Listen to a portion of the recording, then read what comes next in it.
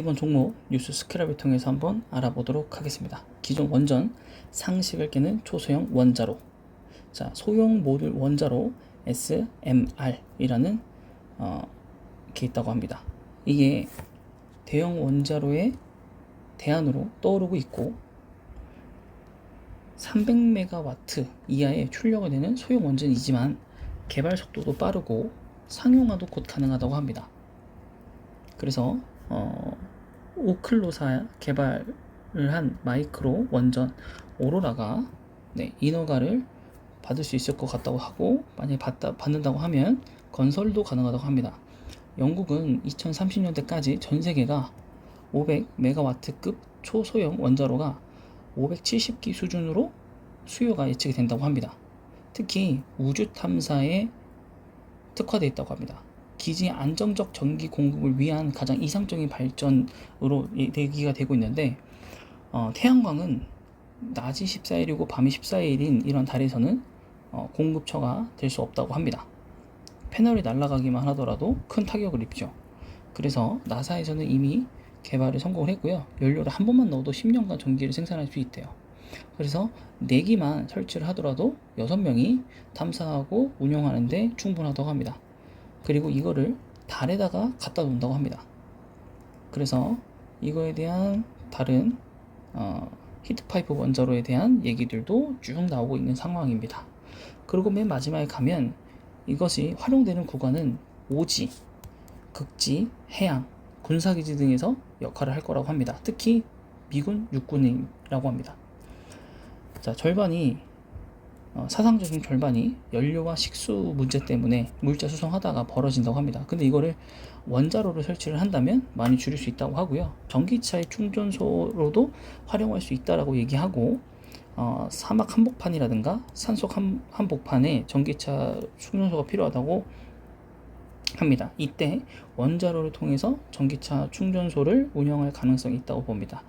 하지만 사막 같은 경우에는 사실 태양광이 더, 물론 회오리 갇히기 하면은 좀 위험할 수도 있긴 합니다. 그거에 대한 대체라고 할 수 있겠죠. 그 다음 재난 지역에서 원자로를 갖다가 도시 한번 펼친 다음에 전기 공급을 막 하면서 발전을 일으키는 거죠. 원래 허리케인이 불고 나서 막 덮치고 나면 모든 집안 시설들이 무너졌기 때문에 다시 차근차근 주변에서부터 안쪽으로 들어가면서 설치를 해야 되거든요. 근데 그것이 아니라 가운데서부터 다시 밖으로 나가는 거죠. 가운데 먼저 살려놓고 중심부지 살려놓고 그 다음에 사이드로 나가는 거죠. 그래서 만약에 이게 어느 정도 개발이 끝났을 땐 다시 이걸 덮고 도시에서 나간다는 얘기죠. 원전이 머물러 있는 게 아니고. 이것이 또한 남극 세종기지에도 활용할 수 있지 않을까라는 그 기자의 사견이 들어 있습니다. 그래서 이 원자로에 대한 건 사실은 지금 친환경과는 맞지는 않습니다. 하지만 탄소 감축 때문에 고도하게 많이 올려야 됩니다. 감축 비율을.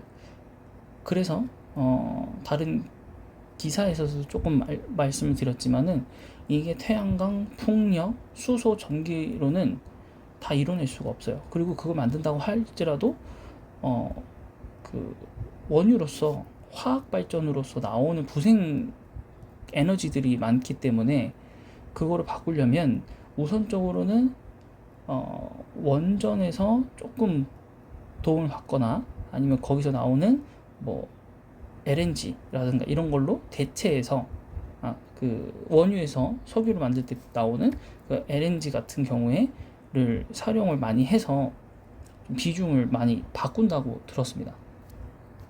그래서 이 원자로에 관련된 종목들을 많이 찾아봤는데 정말 많더라고요. 정말 많고 또 원전 해체에 대한 관련주도 엄청 많아서 그럴 거라면 가장 대표적이고 여러분들이 많이 아실 만한 종목을 갖고 왔습니다.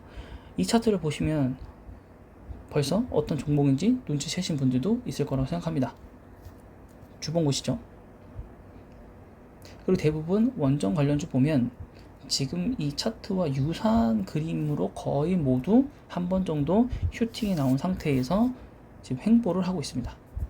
특히 이 종목 같은 경우에는 오랜 시간 하락을 거듭할 수밖에 없었던 원전의 대표적인 그룹입니다. 우리나라의 대표적인 그룹 두산중공업입니다. 얼마 전에 보시면 2,200원이었다는 걸 알 수 있습니다. 최저점이. 지금은 거의 몇 프로죠 이게? 그죠? 어마어마한 프로테이지로 지금 주가가 올라왔고 시총이 무려 10조 코스피 39위로 껑충 올라왔고 액면가는 5,000원이고 외국인 소진율은 8% 정도 됩니다.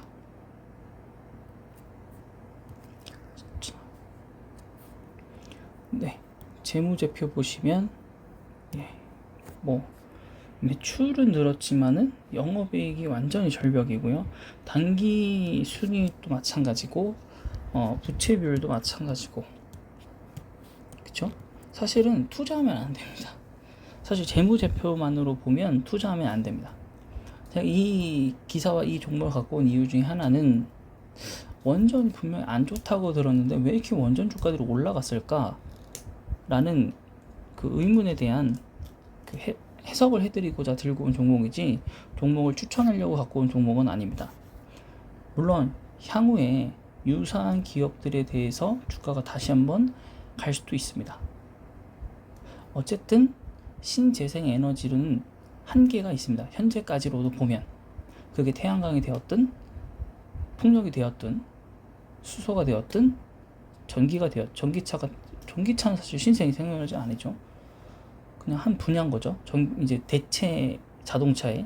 그러니까 전기도 사실은 만들 수 있는 방법이 없잖아요. 자가적으로. 그래서 결론적으로는 일정 부분의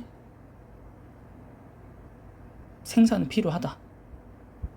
그걸 원전이 하게 되면 좋은데 기존 대형 원전 같은 경우에 위험 부담감도 크고 초기 시설에 들어가는 투자 비용도 크고 또 건설 시간도 오래 걸리고 위험에 너무 취약적이기 때문에 부담스럽지만 초소형으로 만약에 원자로를 설치할 수 있다면 회수도 금방 가능하고 부담감도 없고 초기 투자 비용이라든가 건설 그 기간도 짧기 때문에 사업성이 난다라는 겁니다. 그래서 이게 향후에 우리가 또 다른 원전에서의 그 위험으로부터 좀 벗어나서 안정적으로 일정 부분 에너지를 담당할 수 있게끔 신재생 다른 에너지들이 상용화, 보급화가 되기 전까지는 안정적으로 공급해 줄 수 있다면 또 다른 대안이 되지 않을까라는 아이디어고요. 예, 그 아이디어들 때문에 최근에 주가들이 많이 올라갔었습니다.